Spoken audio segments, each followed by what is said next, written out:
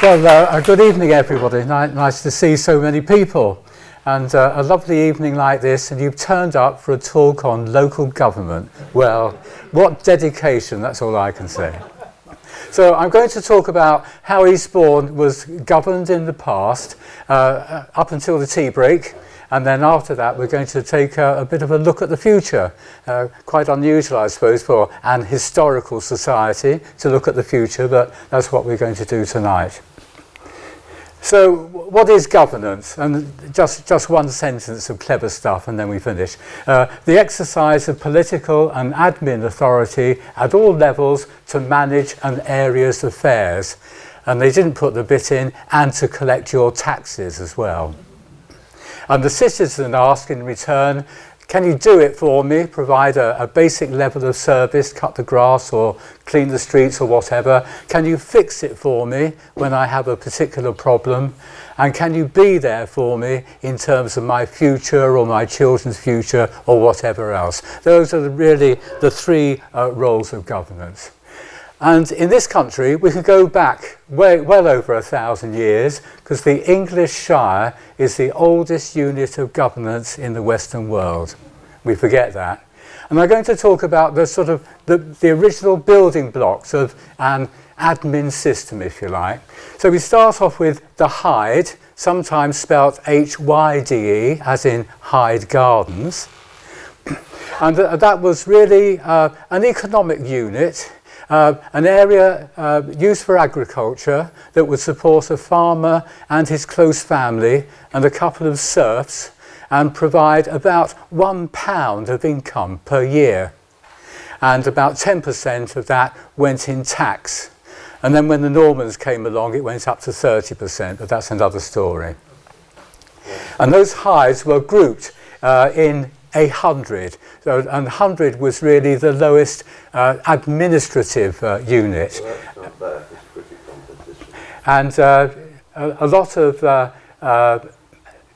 areas did have exactly 100, but in the 100 of Eastbourne, which was exactly the same area as the parish of Eastbourne, quite unusually, they had just over 40.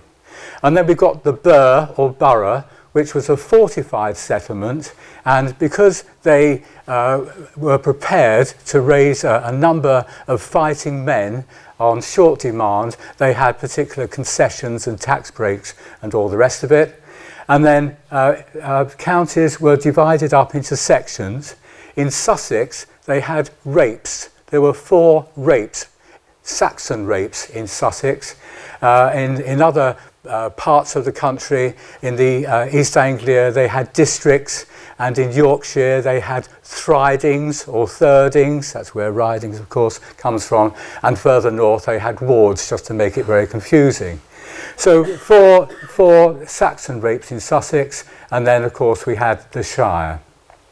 So the hundreds, as I say, it's a local area for administration, and they had their own courthouse as well. Number of hides varied greatly, really according to the quality of the land and the amount of money that they produced. A concept known in Germany in Roman times, and also found in China and Japan, quite interesting. And amazingly enough, the English hundreds as a unit of government have never been disbanded. They still exist today. They don't do any good, but they just exist. And here's a nice little map showing the 100 of Bourne and the 100 of Willingdon just above it, or Wylendon as it was often called. And the 100 of Bourne, as I say, was exactly the area of the parish of Eastbourne, and right up at the top it went as far as really where the DGH is now, and then over to the east, over to the right, about as far as Seaside Recreation Ground up the road. So that was the 100 of Bourne. We come to boroughs. Boroughs go back to the time of Alfred, and the Vikings also used the concept, and they were small settlements with a defence role. they evolved into an economic unit in Norman times as the country became a little bit more urbanised and the whole character of the economy changed. And a lot of boroughs were given special status, normally sold by the king for money, because it's always a nice source of income. And there were sort of like first and second and third divisions of boroughs, all with sort of particular rights and concessions. And here's a typical picture of a Saxon burgh or borough with a church in the middle, with a moot house or a moat house, which was used for collecting taxes and having sort of local judicial hearings, etc. Very often at a river crossing point, clearly defending that position. And here's sort of a map showing how most of them were really in southern England, and they were there very much for a purpose all along the southern coast to help resist Viking raids. And the whole idea, as I say, fighting men had to be raised very quickly. And the idea was to be a day's quick march between one and the other in order to provide reinforcements. And then we've got the shires. So around about 900, the poor old English had been absolutely battered by the Vikings, and they were sort of held up in the sort of bottom left of England, in the Wessex area. And good old Alfred sort of summoned the troops and sort of started a very long fight back across the country and then up the country, gradually defeating the Vikings, the Danes, as he went. And as he extended control over other kingdoms, they were converted into counties, the shires. So the kingdom of the South Saxons became Sussex and Kent, etc. And then as he went further north, he divided other kingdoms and named them according to the principal towns. So you get Derbyshire, Nottinghamshire, Leicestershire, etc. And that's how we get them. Now, going to the time now when the Normans started their cross-channel ferry service, 1066 and all that. They actually retained the shire concept. They called them comtes, and they placed even more emphasis on rapes. So the Saxons had 4 rapes in Sussex, and the Normans made it 6. And we'll look in a moment to see how they did that. Each shire was overseen by a lord as tenant-in-chief, and then replaced by the Lord Lieutenants in 1540. And of course we still got Lord Lieutenants today representing the Crown. Interestingly, the rape of Pevensey, just here, was overseen by the Earl of Mortain, who was the half-brother of William the Conqueror. And we've got Mortain House, haven't we? The old folks' home just down the road. Use of county as a basis for administration really strengthened in 1600, and the county councils that we know today, 1888. And here's a little map showing how the county of Sussex, from Chichester across to Hastings and Rye, was actually divided up into the 6 rapes by the Normans. And it was done sort of really cleverly, because each rape had its own port, its own castle, its own defensive position, and really quite a choice of agricultural land going from the coast and of course going inland. And here's just a close-up right at the bottom here. You can see, hopefully, the 100 of Burn, or Bourne, and you can see next to it the 100 of Willingdon, and then over here, just in the corner, you've got the Lowie of Pevensey. And the Lowie of Pevensey means sort of a territory with liberty, because it actually functioned as what they call a limb of the Cinque Port of Hastings, and so again it has special tax concessions, etc. So we're looking at the charter boroughs, and these were boroughs that were given the charter by the king, as I say, for various bits of income over time.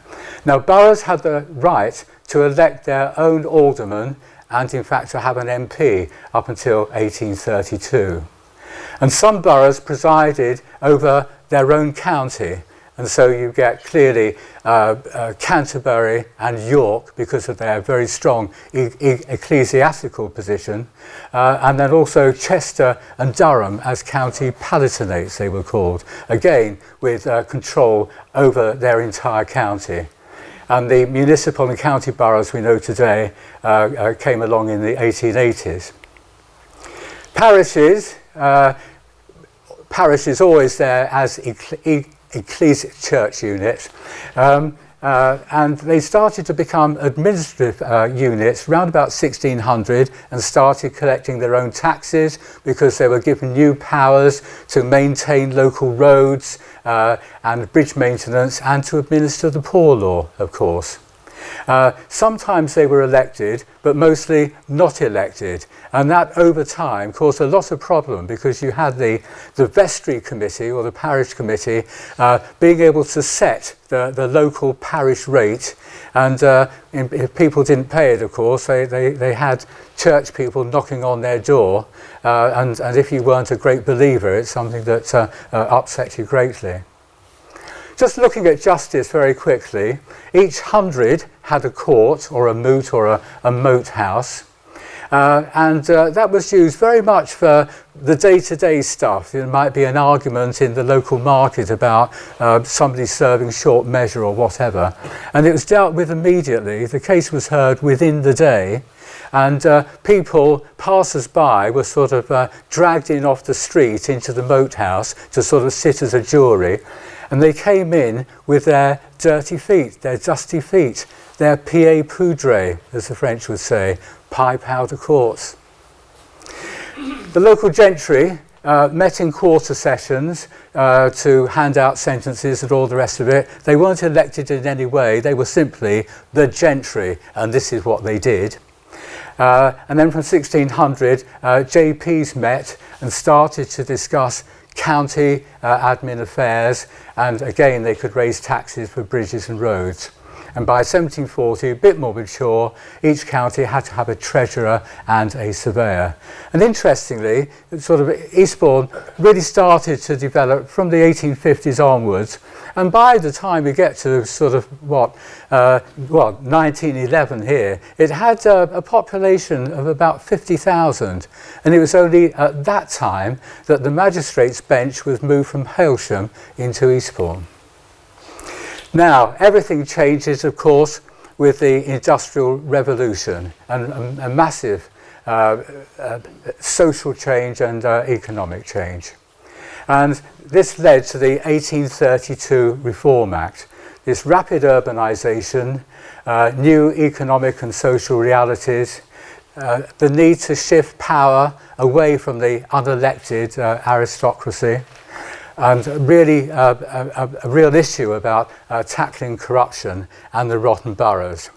And just by way of coincidence, really, a gentleman who's here tonight saw me before the presentation and gave me this replica that he has of a poster from 1832. And it would have been the first election in Sussex following the 1832 Reform Act, which really sort of got the MP situation sorted out for the first time. So thank you, sir, for that. It's an absolute treasure.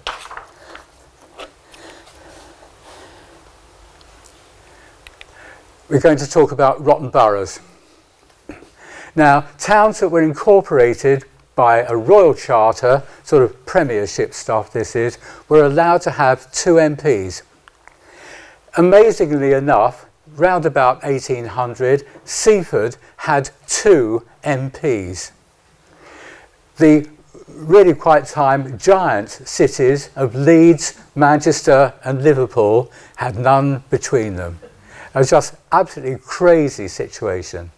And Pitt the Elder, who was Prime Minister for a couple of years in the 1760s, actually presided over a constituency called Old Sarum, which had 7 voters, all of whom were his tenants, all of whom had to vote openly, and their vote was actually published, as it was with all votes when you're voting for an MP at the time. So a crazy situation, and 40% of all MPs were elected by fewer than just 100 votes. There really weren't that many voters around because people were not qualified to vote. And the Sussex boroughs, which were disenfranchised in 1832, included, as you see there, Seaford and places like Winchelsea. So people came to one place to vote, and they had to vote openly, and what they'd voted for was actually published afterwards, totally contrary to the system that we have today. And candidates, for being an MP, had to pay all their own expenses for the police, for the returning officer, and voters' travel costs to the polling station. Now, at one time, people from this area had to vote in Chichester, and the candidates would offer to take them all the way to Chichester and back again, and of course make sure they had really luxurious accommodation and meals on the way. It was something like a 3-day return journey. Bribes were commonplace. It was not unusual for somebody to say, if you want my vote, it'll cost you £30, which is about £2,000 in today's money. Quite amazing. And as I say, prior to 1872, all votes were cast in public. And this farmer is saying, what? Sell my birthright for that sort of money? It ain't likely.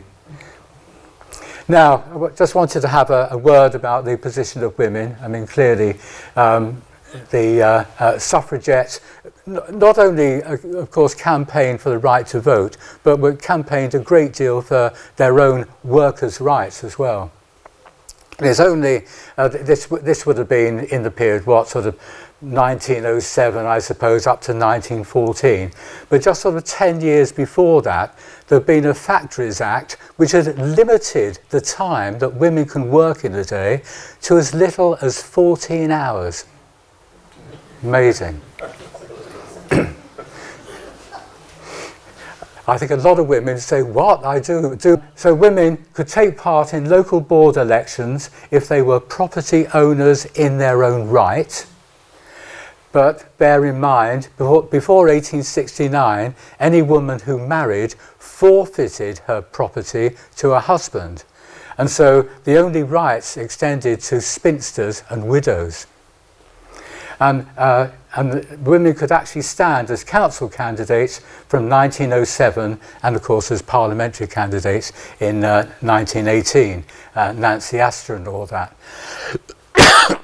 And I think it's reassuring to know that it wasn't just women campaigning for these rights. This is a lovely picture from Marine Parade in 1913, and that banner says the Men's League for Women's Suffragettes. So, you know, a lot of fellas sort of took up the cause as well. Good for them.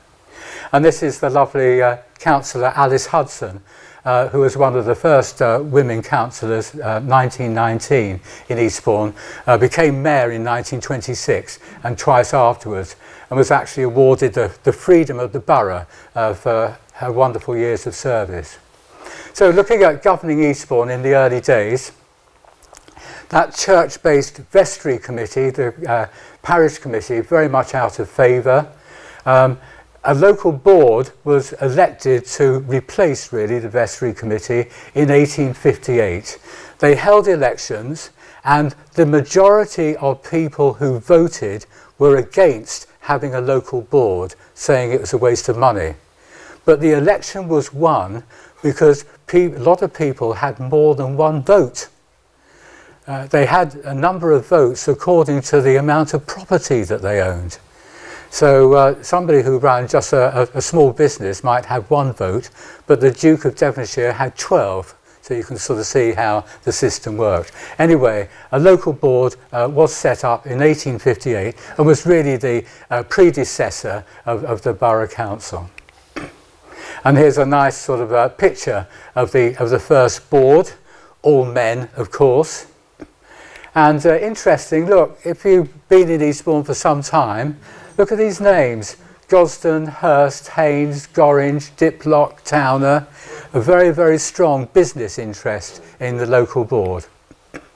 And this is the throbbing heart of municipal Eastbourne. This is at the bottom of Grove Road.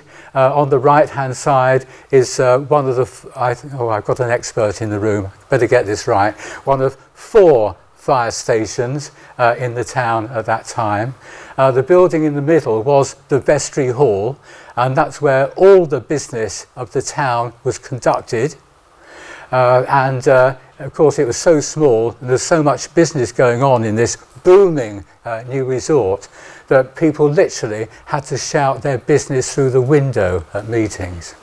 And then the building on the left is Eastbourne's police station.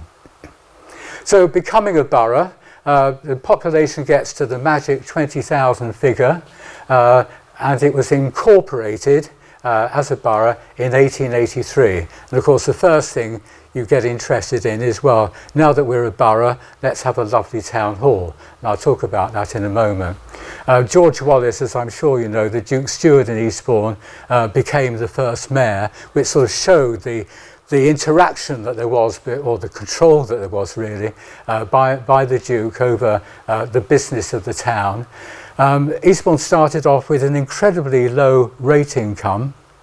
They had sort of less than £1 per head to spend. In today's term, it'd be about £85 per head per year to spend.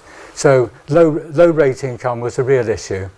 And they used parliamentary acts really quite regularly to give themselves more powers.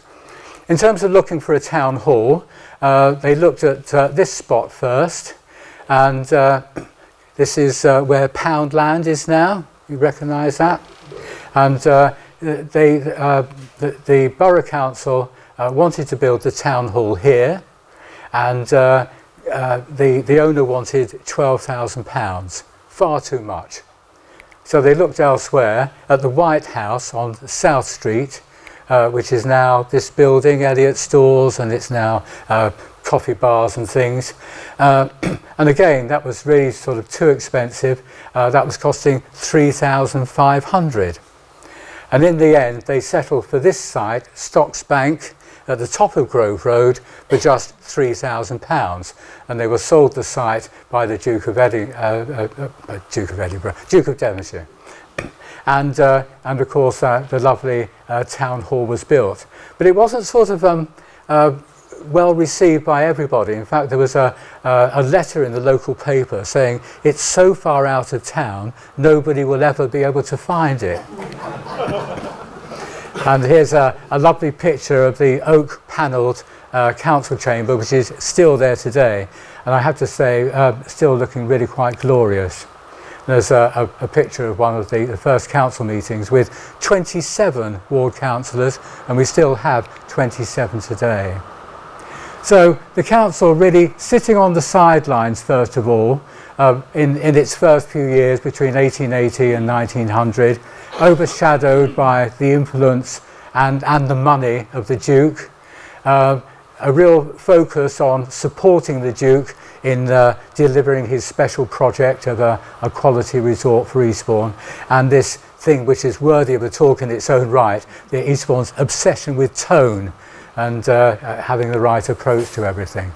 And this is the mayor in 1894. We have a grand town handed over to us, and it behoves us all in authority to see that proper laws are carried out so that we may carry this town on in the manner it has been carried on before.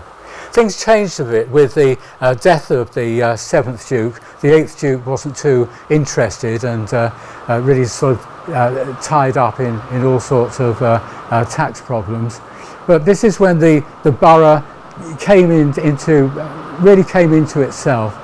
It bought the local bought and ran the electricity company, started the first motor bus company. The whole parks programme that we have, the whole provision of parks, happened in this 30-year period. They acquired, as you know, 4,000 acres of downland. They built really quite significant council estates took a lot of assets from the Devonshires, like the Western Parades and that sort of thing, and started to fund roads from outside of the borough. Can you turn your microphone up a bit? Because since it started raining, we can't hear the back. Oh, I see. I'm sorry. Is that better at the back? Yes. Sorry. Thank you. Shall I go back 20 minutes? Or And they started to fund roads from outside of the borough, investing in the A22 bypass to Willingdon Village and that lovely marsh road across to Bexhill. And this is one of the guys who was so important to it all, Henry Fauvargue, who was actually town clerk to Eastbourne for 50 years, from 1889 to 1939. And this guy really knew how things worked.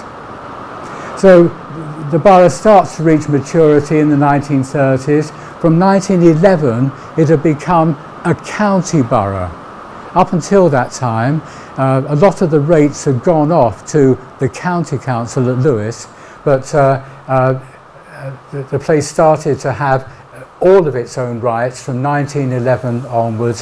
Hampden Park and areas of Ratton were added as well.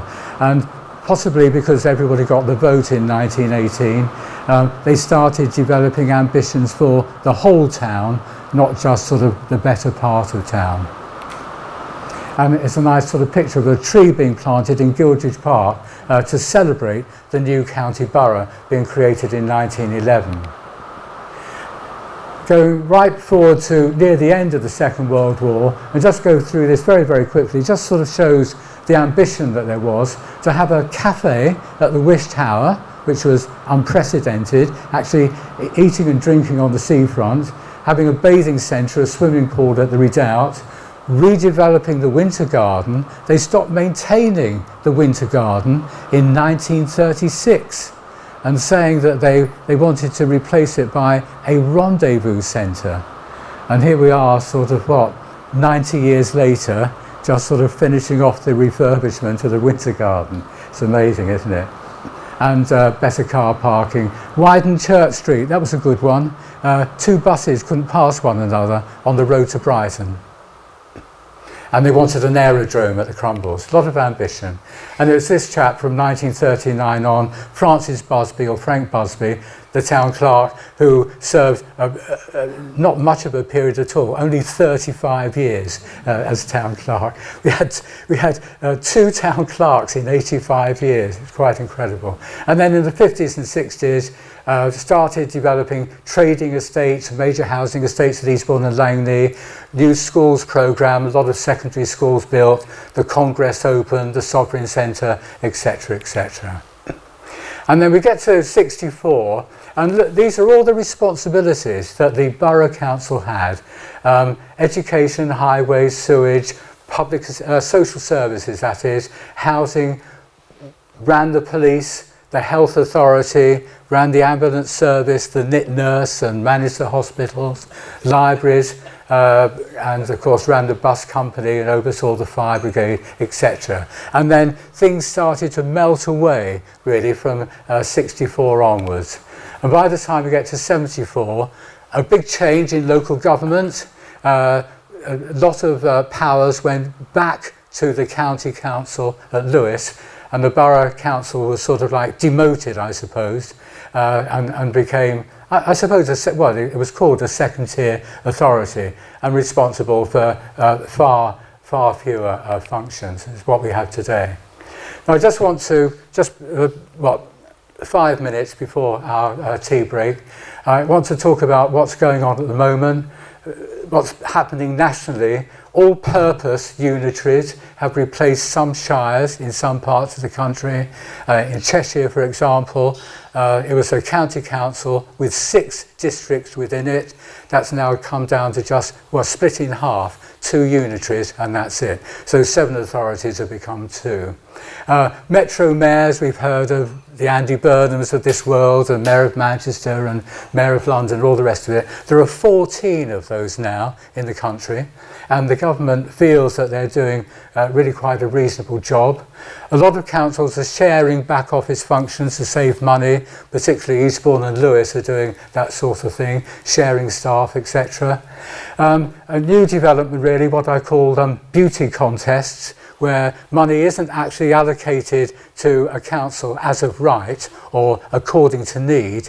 They have to sort of put their ideas into a hat, and they sort of win a beauty prize, as it were, which is all right, except that there's always a temptation to apply for those things that you think are going to win, rather those things you think are actually needed. Anyway, I won't cite examples of that.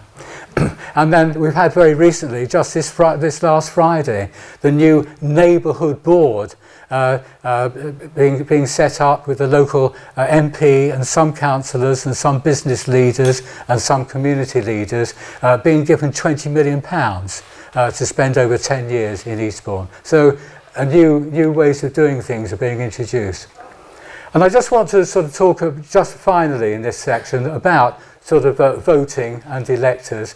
This is a lovely picture from December 1910, which was a key national election because the Liberals just scraped in. Asquith just got in with the support of the Irish.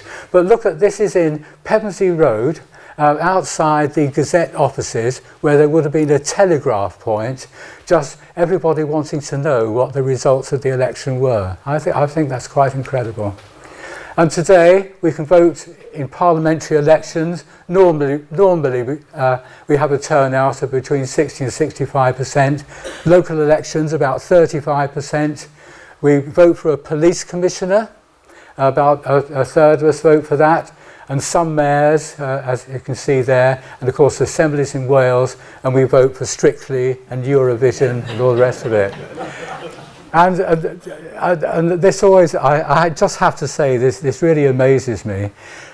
Of all the adults in England at the time, adults in the UK at the time, 31.8% of them said in a vote that they wanted to leave Europe.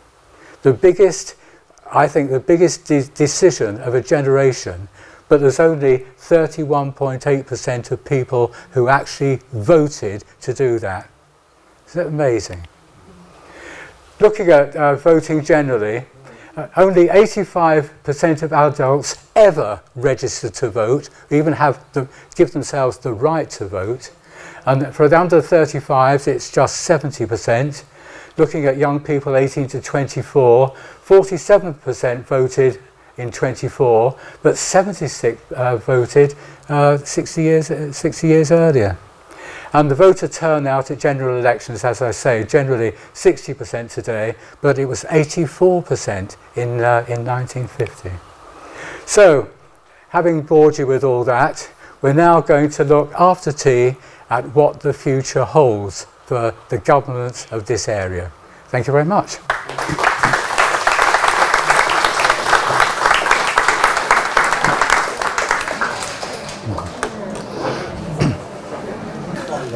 I forgot to say at the beginning, which is poor of me, that Chris Mason is at the back filming tonight's talk. It was something that he and Chris Leach did for Alan at the Eastbourne Society meeting last year, but unfortunately they lost a 20-minute segment of it when the camera decided to stop filming. So I said to Chris to come along tonight so he can fill in that 20 minutes. So that they can finish that film off. So is there anybody that doesn't want to be in the film at all? It'll only be the back of your head because he's only stood at the back. But if there's anybody that is really anti, then what we'll do is I'll get my little crayon out later and we'll put a black mark over their heads. Right, anyway, on with the second half, and I'll hand you back to Alan to find out, interestingly, what their future holds. Right, okay, thank you. Just a refresher of where we are now. We're in a two-tier system. We have two councils. And on the left you can see the county council, responsible for the big spending stuff, education, social services, adult care, very expensive now, etc. And then on the borough council, responsible for leisure, tourism, planning, running elections, etc. And the county council takes 74% of your council tax, and the borough council takes 11%, and the other 15% goes to the blue lights, to fire and police.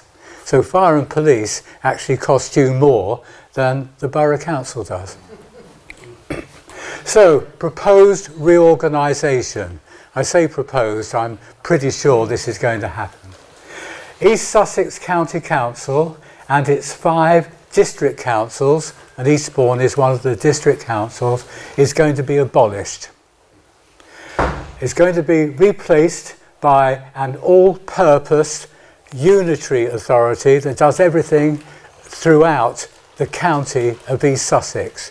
So at the moment you've got 1 county council and 5 districts, 6 councils, and it's going to be replaced by 1. And the population is going to be just over 500,000, 560,000, but Brighton might have a nibble. We'll talk about Brighton having a nibble in a minute. And West Sussex is going to be divided into north and south. There's going to be coastal Sussex as one unitary and rural Sussex, the northern bit, as another unitary. There's really quite a difference in size. West Sussex is about 900,000 people being divided into 2. And then on top of all that, we're going to have a new style, all-powerful mayor who's going to oversee West Sussex and East Sussex as it is, plus Brighton and Hove. Oh, right. Oh, there's only one there. So just one mayor, and here's East Sussex, and you can see the 5 districts of Hastings, Rother, Wilton, Lewes and Eastbourne. They're all going to go. Just on the left-hand side, Brighton and Hove are hoping to have a nibble and taking out Peacehaven and Falmer. In order to sort of increase their population size. If that happens, and that might be decided later this month, because the Minister is just on the verge of deciding, it'll reduce the population of the new East Sussex unitary to something like 530,000.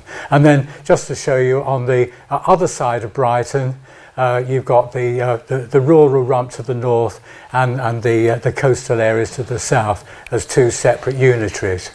So this new mayor of Sussex and Brighton, responsible for transport, skills and employment, housing and urban regeneration, the police initially, he or she is going to take over from the police and crime commissioner.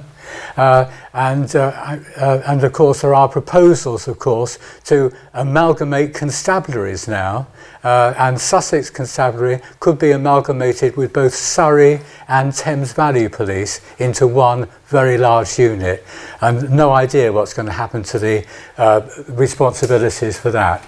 Responsible for spatial planning, the priorities for development in Sussex, and the mayor can actually raise his or her own precept, meaning he or she can come along and say, I'm bumping up your council tax to fund what I want to do as this super mayor.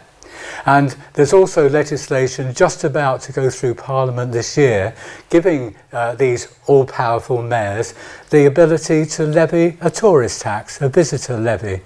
So it could just be that for tourist towns like Eastbourne, visitors may have to pay an extra for their night's accommodation, as all of us do wherever we go in Europe anyway, but still.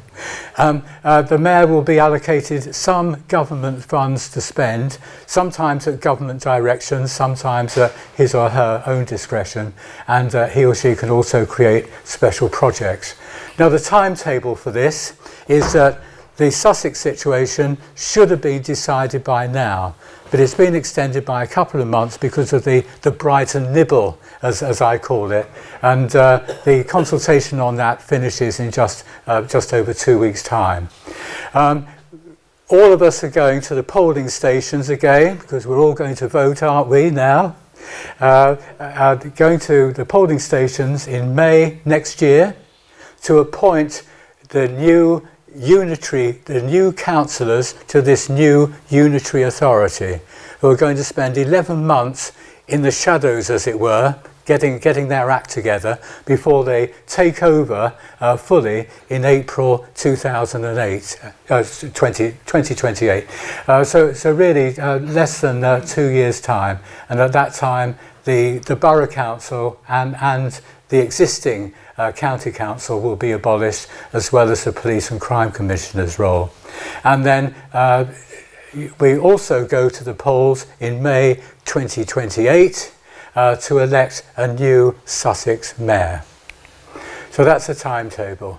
The justification for this change is the government are saying it will produce economies of scale. Interestingly, there was a freedom of information question to the minister to say, what studies have you undertaken to establish this?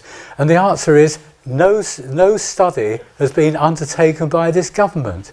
There was a desktop exercise by consultancy, PwC, in 6 years ago now, that said it would lead to change. But you have to sort of take that on trust, I suppose. But East Sussex have said that the changeover cost, as far as they're concerned, will be about £37 million, just to effect the change. It is said to improve planning at the sub-regional level, probably right, and also the government says it will lead to greater autonomy at the sub-regional level. There are some reservations about some of this. At the moment, we have 36 councillors, 27 district and 9 county councillors, and those 36 will come down to round about 18, so less representation, I suppose, with the new unitary. Having worked in the centre of East Sussex County some years ago, I have to say, I can say to you, it's very difficult to feel the pulse of so many different communities. Coastal communities and rural communities and big and small, they've all got their own needs and their own feelings and their own way of doing things, and it's sort of quite difficult to be sensitive, as it were. And certainly Sussex, I called it a chalk and cheese authority, really. Great contrast between the issues of coastal authorities like Eastbourne and Hastings and the rural rump of Sussex. There is a risk of one size fits all. If you're dealing with over 500,000 people, it's difficult to be sensitive to local needs. I'm sure there'll be a greater use of digital computer services, which is fine for those who can handle this sort of thing. But I don't think it's been established yet whether there will be local offices or whatever else. So, there's a real issue about it sort of being a hard-to-reach organisation. There must be real concerns about planning issues. I cannot understand how somebody, a councillor from the north of the county, can understand the planning situation in Eastbourne and make decisions about it. That has got to be broken down into a more localised structure. Otherwise, the only other way of dealing with the quantity of planning applications is to say that councillors won't really discuss them at all. They'll all be delegated to officers. And I know that happens a great deal now, but there's got to be a limit on this sort of thing. And I think also there must be a greater reliance on self-help. I think we've all seen over the past few years, for reasons that we won't go into, things are not being done. And the community is tending to do, I think, a lot more.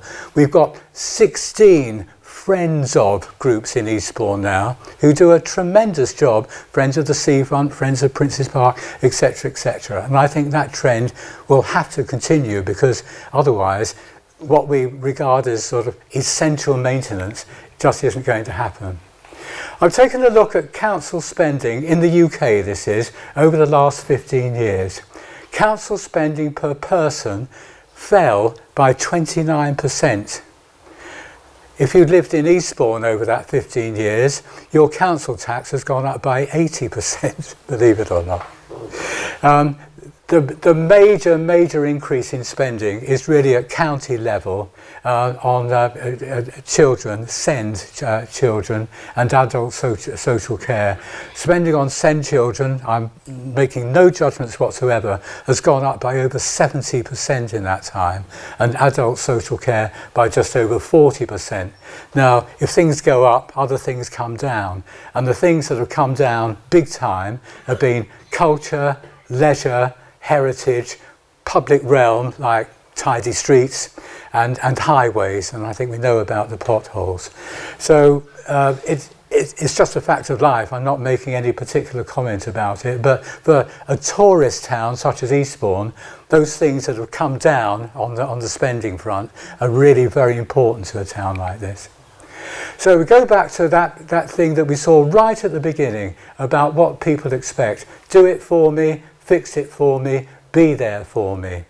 I think with the new form of things, that will be done to an extent, but I can't see how it can be done as well, if that's the right word, as it is now. And there is a democratic gap to close, really sort of making sure that the voice of a town like Eastbourne is actually heard. People have talked about having community forums, which is fine, but they don't have too much powers, but they help to sort of get opinions sort of marshalled, I suppose. There's been talk of having a town council, which is another word for a parish council for Eastbourne, but at 104,000, that'll be the second largest one in the country. And will have some teeth, some powers, but it'll be limited, and it'll put your council tax up again with the town council precept. And something that I want to sort of suggest to you is within this new unitary authority, where they will have about 100 councillors, looking at the idea of a committee or a panel looking after Greater Eastbourne. And what I mean by Greater Eastbourne is going outside the existing very tight boundary that we have of 104,000 and looking at what the reality of life is in this area. Now you can see right at the bottom there's sort of the tightly drawn boundary of Eastbourne, and with my brilliant technology I've put a yellow line on, and that effectively is sort of Greater Eastbourne, because the reality of life now is that Eastbourne is the service centre, the further education centre, the retail centre, the health centre for about 150,000 people, not just 100,000 within its own boundaries. So the economic and sort of social and service reality is of Greater Eastbourne, about 150,000, really going from East Dean across to Hankham, I suppose, and then up to Hailsham. That's the actual reality, and that's sort of quite a big chunk. 150,000 in that 530,000 that there's going to be in East Sussex. It'll be something like 25 councillors out of the 100. And if there was sort of a panel that actually had some money delegated to it, so it could spend locally on the things that matter specifically to Eastbourne or Greater Eastbourne, and if it also had planning powers to make local, knowledgeable decisions about developments in Eastbourne, that would be so much the better. But hey, who knows what's going to happen? But it's important somehow to close that democratic gap. So what can we do? Final bits here. First of all, accept that any changeover won't go smoothly. It'll be 4 or 5 years of quite serious disruption at times as everybody adjusts to the new form of things. Don't be a victim. Don't say, oh, it's all going to be blooming awful, I'll put my head in the sand. Say that one size fits all is not acceptable. we don't want the same sort of treatment as a rural bit in the north of Sussex or whatever else. And be clear about all of us what we want for our town. If we're going to have a voice, we need to be clear about what we think Eastbourne needs and how Eastbourne should be treated. And that's quite important when it comes to this all-powerful mayor as well, because he or she is going to have money to spend, and we've got to be quite clear that we've got a good cause. And I think the community sector, which is all the local charities and groups and associations, and the business sector, has got to up their game and be more self-reliant and more forceful. I think the days are gone, quite honestly, where we can say, oh, the council should be doing that. We can keep saying the council should be doing that, but they'll have less money, they'll be a bit more remote, and quite honestly, we've got to start doing a lot more things as a community for ourselves. That's the real message that I've got. And so we've talked about local governance this evening. I think in the future it's going to be local governance continuing, but complemented by a lot more self-governance, helping ourselves. That's the end of the sermon.